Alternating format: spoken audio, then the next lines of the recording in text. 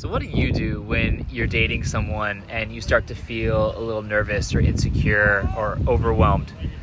For most guys, your fight or flight response is going to be activated, which is going to trigger some of the most self-sabotaging behaviors you can engage in if a lasting, meaningful connection is your desire.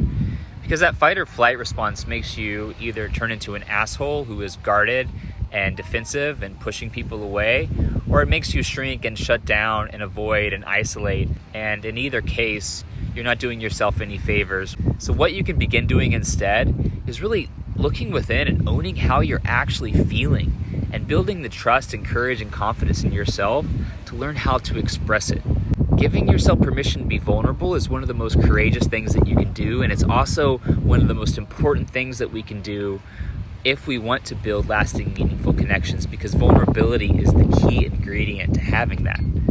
So next time you're feeling insecure or nervous when you're talking to a guy that you really like, rather than pushing him away, tell him how you're really feeling, and you will be shocked by how much the quality of your relationship and intimacy improves.